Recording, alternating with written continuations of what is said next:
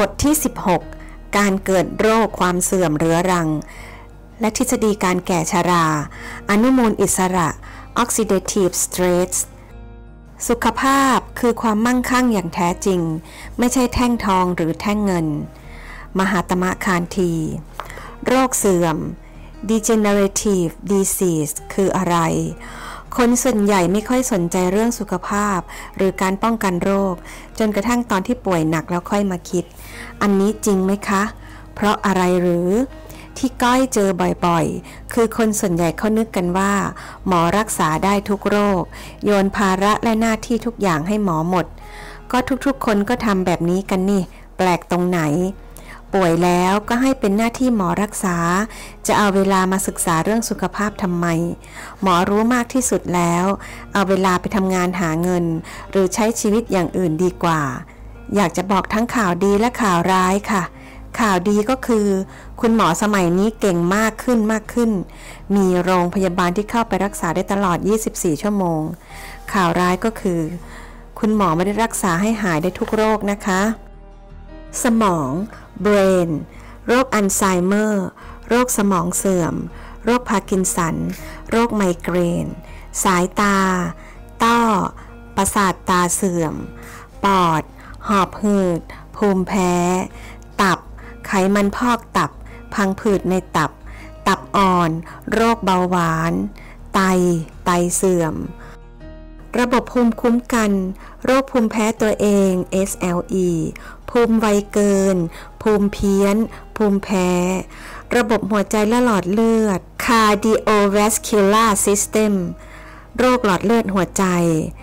โรคความดันโลหิตสูงลำไส้อักเสบระบบลำไส้มีปัญหาท้องผูกผิวหนังโรคสะเก็ดเงินโรคผิวหนังอักเสบฮอร์โมนไทรอยด์ภาวะไวทองไทรอยด์เป็นพิษไทรอยด์พร่องข้อต่อโรคข้อเสื่อมข้ออักเสบอะไรนะต้องรู้จักกันก่อน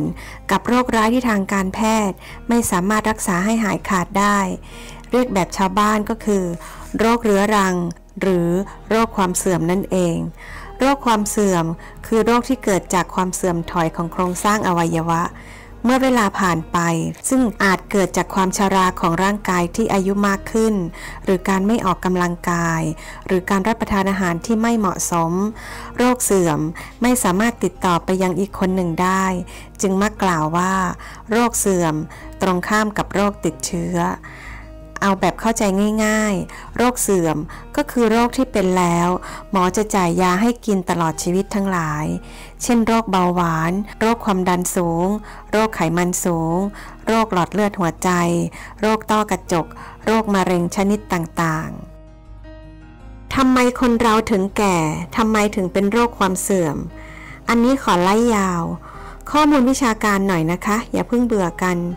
พยายามจะเล่าให้คนทั่วไปเข้าใจง่ายๆเห็นแบบนี้ก้อยก็เป็นนักวิชาการก็ต้องอ้างอิงทฤษฎีที่มีการยอมรับทั่วโลกสักหน่อยคนเราแก่ด้วยกระบวนการอะไรหนอเมื่อปีคศ1904ดรเคนแฮมฮาร์มันจากมหาวิทยาลัยเนบราสกาเมืองลินคอล์น USA ได้นำเสนอสมมติฐานว่าต้นเหตุของความแก่คืออนุมูลอิสระและกระบวนการเครียด Oxidative Stress เป็นสาเหตุหลักที่ทำให้ร่างกายสิ่งมีชีวิตแก่และเกิดความเสื่อมถอยในร่างกายซึ่งในยุคนั้นถือว่าข้อมูลนี้นักวิชาการและบุคลากรทางการแพทย์ตื่นเต้นกันมากหลายปีหลังจากนั้นนักวิทยาศาสตร์ก็ได้พบหลักฐานมากมายที่สนับสนุนความคิดนี้ต่อมาดรเคนแฮมก็ได้รับรางวัลโนเบลสาขาฟิสิกส์และสาขาการแพทย์ในปี 1995 และได้รับการยอมรับว่าเป็นทฤษฎีเกี่ยวกับความชราภาพที่ดีที่สุดสภาวะเครียด Oxidative Stress คำนี้คนไทยก็แปลทับศัพท์ตรงๆแปลไทยแล้วก็ยังงงอยู่ดีต้องแปลไทยให้อีกทีค่ะสภาวะเครียด Oxidation หรือ Oxidative Stress คือกระบวนการที่เซลล์ถูกทำลายโดยอนุมูลอิสระซึ่งเป็นสาเหตุของโรคแห่งความเสื่อมเรื้อรังมากกว่า70ชนิด นึกภาพให้เข้าใจง่ายๆเป็นกระบวนการเดียวกับการที่ทำให้เหล็กเกิดสนิมสึกกร่อนเมื่อทิ้งเหล็กนั้นไว้เฉยๆให้สัมผัสกับอากาศคือออกซิเจนหลายเดือนหรือหลายปีหรือกระบวนการที่เราปอกผิวและผ่าแอปเปิลแล้วทิ้งไว้สัมผัสกับอากาศที่มีออกซิเจนสักพักเนื้อแอปเปิลที่สีขาวๆน่ากินเริ่มจะเปลี่ยนเป็นสีน้ำตาลเข้มขึ้นจนไม่น่ากินซึ่งกระบวนการเสื่อมภายในร่างกายแบบนี้การวิจัยทางคลินิกพบว่าโรคร้ายกว่า100 ชนิดล้วนมีสาเหตุมาจากกระบวนการเสื่อมข้างต้นเช่นโรคหลอดเลือดหัวใจต้อกระจกเบาหวานโรคมะเร็งชนิดต่างๆและความเสื่อมเฉพาะจุดเหมือนร่างกายขึ้นสนิมนั่นเองอนุมูลอิสระ Free Radical คืออะไร การเกิด Oxidative Stress ต้องเข้าใจถึงต้นเหตุนั่นคือสารอนุมูลอิสระเป็นตัวทำให้เกิดสนิมในร่างกายคนเราแล้วมันแปลว่าอะไรอีกละเนี่ยมาเจาะลึกกันไปเลยอนุแปลว่าเล็กๆเช่นอนุภรรยาก็คือเมียน้อยอนุบาลคือเด็กเล็กๆมูลแปลว่าขี้ใช่เลยค่ะตรงตัวสุดๆ อิสระแปลว่าลอยไปมาตามใจมันงั้นเอาคำมารวมกันอนุมูลอิสระแปลว่าขี้เล็กๆที่ลอยไปมาตามใจมันมาถึงตรงนี้คงนึกภาพออกมากขึ้น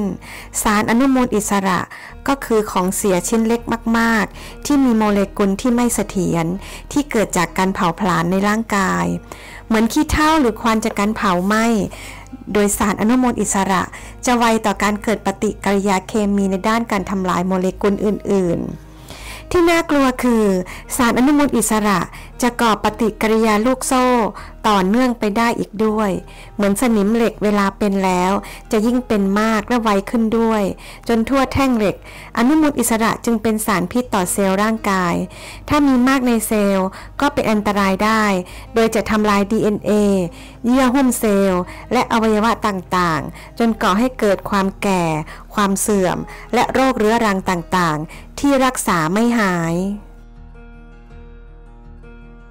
สารอนุมูลอิสระสามารถเข้าร่างกายได้ทางอากาศอาหารและน้ำที่เราดื่มกินสูดอากาศอยู่ทุกวัน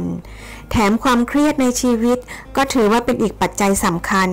ที่ก่อให้เกิดสารอนุมูลอิสระในร่างกายขึ้นมาเองผลที่ได้รับก็คือเซลล์ในร่างกายของเราจะเสื่อมลง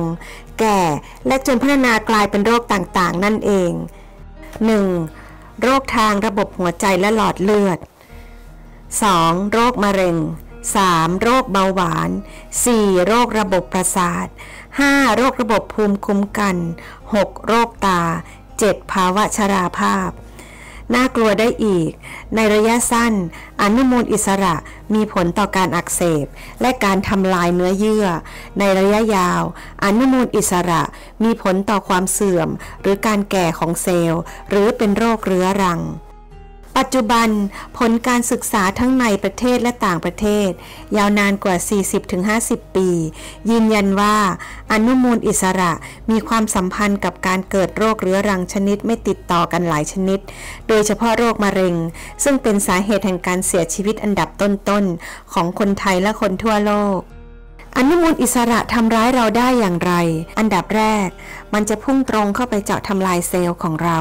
โดยทำลายต้นตอของเซลล์เลยคือเซลล์พันธุกรรมหรือ DNA โดยเซลล์ที่ถูกทำลายจากอนุมูลอิสระถ้าไม่มีการซ่อมแซมก่อนที่จะมีการแบ่งตัวทำให้เซลล์ดังกล่าวแบ่งตัวแบบผิดปกติจนสามารถกลายเป็นเนื้อร้ายร่างกายได้รับอนุมูลอิสระจากไหนส่วนนี้คือหัวใจสำคัญของบทนี้ถ้าเรารู้ว่าสารอนุมูลอิสระมาจากไหนก็จะได้หลีกเลี่ยงและหลบหลีกได้บ้างจะได้ลดความเสื่อมที่จะเกิดกับร่างกายของเราและทำให้แก่ช้าและไม่ป่วยเป็นโรคเรื้อรังที่คนสมัยนี้ฮิตและชอบเป็นกัน อนุมูลอิสระจากภายในร่างกายสามารถผลิตขึ้นเองในร่างกายโดยได้จาก 1. การหายใจจากขบวนการเผาผลาญภายในร่างกายตลอดเวลาซึ่งเราเรียกว่าปฏิกิริยาออกซิเดชันโดยมีออกซิเจนที่เราสูดเข้าไปใช้ตลอดเวลาเป็นตัวเร่งแล้วเราจะหยุดหายใจอันนี้คงหยุดไม่ได้แน่นอนไม่งั้นก็ต้องขึ้นไปเฝ้าเง็กเซียนฮ่องเต้ก่อนใครแน่ๆดังนั้นคนที่หายใจยาวหายใจช้ากลุ่มที่นั่งสมาธิหรือใจเย็นจึงมีส่วนทำให้หน้าเด็กกว่าวัยและพวกที่ใจร้อนหายใจถี่หรือพวกนักกีฬาที่ออกกำลังกายหนักๆจนเกินไปก็จะแก่กว่าวัยนั่นเอง 2. ระบบภูมิคุ้มกันของร่างกายในการฆ่าเชื้อโรคของเม็ดเลือดขาวเมื่อเซลล์เม็ดเลือดขาวได้ฆ่าสิ่งแปลกปลอมคือเชื้อโรคแล้วซากเชื้อโรคหรือขยะที่เกิดขึ้นจากเม็ดเลือดขาวก็จะเป็นสารพิษในร่างกายเช่นกันก็ต้องนำออกไปทิ้งหรือกำจัดเพื่อลดพิษดังนั้นก็ควรจะดูแลความสะอาดและอย่าเสี่ยงไปติดเชื้อโรคจากบุคคลหรือสถานที่ต่างๆก็จะลดการเกิดสารอนุมูลอิสระในร่างกายได้อนุมูลอิสระจากร่างกายภายนอก 1. แสงแดดรังสี UV 2. ควันจากท่อไอเสียมลพิษในอากาศ 3. ฝุ่น 4. ควันบุหรี่แอลกอฮอล์ 5. สารเคมีในอาหาร 6. อาหารที่มีกรด 7. ไขมันไม่อิ่มตัว 8. อาหารที่มีธาตุเหล็กมากกว่าปกติ 9. อาหารที่ไม่เกรียม 10. ยารักษาโรคยาคือสารเคมีสังเคราะห์ทานนานๆก็เป็นสารอนุมูลอิสระเช่นกันกินน้อยออกกำลังพอควรทำให้อยู่นานจริงหรือจากเนื้อหาที่กล่าวมาอนุมูลอิสระเกิดขึ้นได้จากภายในร่างกายและรับเพิ่มได้จากภายนอกจากผลการวิจัยกับหนูมีอัตราการเผาผลาญพลังงานมากกว่ามนุษย์7เท่าโหตัวเล็กๆแค่นี้ทำไมเผาผลาญไวจุงนี่จึงเป็นสาเหตุที่ว่าทำไมคนเราจึงมีอายุที่ยืนยาวกว่าหนูซึ่งจากการทดลองกับหนูก็พบว่าเมื่อลดปริมาณการเผาผลาญพลังงานของหนูลงโดยการลดปริมาณอาหารลงให้มากๆจะพบว่าหนูมีช่วงชีวิตที่ยาวขึ้นกินน้อยทำให้ยืนนานขึ้นเป็นเรื่องจริงค่ะเพราะร่างกายเกิดขยะหรือสารอนุมูลอิสระในร่างกายน้อยลงนั่นเองบางคนนึกว่าการออกกำลังกายมีแต่ข้อดีเพียงข้อเดียวไม่มีข้อเสียจริงแล้วการออกกำลังกายเป็นตัวกระตุ้นให้เกิดอนุมูลอิสระได้ตั้งแต่น้อยจนถึงปานกลางต้องขอให้เข้าใจตามสมการด้านล่างออกกำลังกายมากเท่ากับเผาผลาญพลังงานมากเท่ากับของเสียเกิดขึ้นมากการออกกำลังกายอย่างสม่ำเสมอให้พอควรจะดีต่อสุขภาพคือจะช่วยกระตุ้นระบบต้านอนุมูลอิสระของร่างกายได้แต่ทางกลับกันการออกกำลังกายหักโหมและมากเกินไปอาจจะเป็นผลตรงกันข้ามเป็นสาเหตุให้แก่เร็วและเกิดความเสื่อมได้คนในอดีตไม่สร้างปัญหาให้กับร่างกายมากนักเพราะร่างกายมีกระบวนการขจัดทิ้งได้ทันแต่ปัจจุบันสภาพแวดล้อมที่มีอนุมูลอิสระเพิ่มมากขึ้นความเครียดในการใช้ชีวิตโภชนาการที่แย่ลงด้วยความเร่งรีบรวมทั้งกินแต่ของที่อร่อยที่อุดมไปด้วยแป้งไขมันแต่ไร้วิตามินเกลือแร่และสารต้านอนุมูลอิสระอนุมูลอิสระจึงสามารถทำลายเซลล์ในร่างกายเราได้รวดเร็วและสร้างโรคความเสื่อมให้กับผู้คนในสมัยนี้มากยิ่งขึ้นและแบบนี้จะทำอย่างไรดีทำตามนี้เลยค่ะ 10 การป้องกันโรคแห่งความเสื่อมเพื่อหน้าเด็กอายุยืนยาว 1. ลดกินเค็มลดกินหวาน 2. กินโปรตีนไขมันให้แต่พอดีไม่ให้ล้นเกินร่างกายต้องการ 3. ลดกินไขมันเลวกินปลาเพิ่มหรือกินน้ำมันปลา 4. เน้นกินผักผลไม้กากใยสูง 5. กินพืชที่อุดมไปด้วยแคลเซียมแมกนีเซียมเอสโตรเจนให้เพิ่มขึ้น 6. ดื่มน้ำมากๆโดยเฉพาะน้ำที่มีสภาพด่างเลี่ยงน้ำอัดลมน้ำที่เป็นสภาวะกรดรวมทั้งน้ำ RO 7. ออกกำลังกายให้เหมาะสมไม่ควรหักโหมหรือไม่ออกเลย 8. ฝึกหายใจช้าๆลึกๆมีอารมณ์ขันหลับให้สนิท 9. เลี่ยงเพิ่มสภาวะ oxidative stress เข้าร่างกายเช่นความเครียดอดนอนทำงานหักโหมแสงแดดควันบุหรี่เลี่ยงมลพิษงดใช้ยาเคมีอย่างไม่จำเป็น 10. เพิ่มสารต้านอนุมูลอิสระจากการทานอาหารเสริมถ้าขาดการเพิ่มเติมสารต้านอนุมูลอิสระให้เพียงพออาหารที่รับประทานคือแหล่งสำคัญในการนำสารต้านอนุมูลอิสระเข้าสู่ร่างกายเพื่อไปต่อสู้กับอนุมูลอิสระภายในและช่วยป้องกันอนุมูลอิสระจากภายนอกถ้ามีเวลาได้ซื้อหาและทำกับข้าวกินเองทานครบ7 หมู่และหลากหลายชนิดก็ดีมากค่ะอาหารที่มีสารต้านอนุมูลอิสระสูงแอนตี้ออกซิเดนต์ส่วนใหญ่จะอยู่ในกลุ่มผักสดหลากสีและผลไม้เกือบทุกชนิดแต่ก็อาจเสริมด้วยอาหารเสริมต่อต้านอนุมูลอิสระเช่น A C E ชาเขียวสกัดหรือชนิดอื่นๆเมื่อคุณมีอายุมากขึ้นหรือมีความต้องการที่จะบำรุงให้ร่างกายยาววัยหรือใช้ในการบำบัดโรคความเสื่อมอยากรู้จักสารต้านอนุมูลอิสระเพื่อการป้องกันโรคเสื่อมและช่วยชะลอวัยให้มากขึ้นไหมคะรีบคลิกไปในบทต่อไปกันเลยค่ะ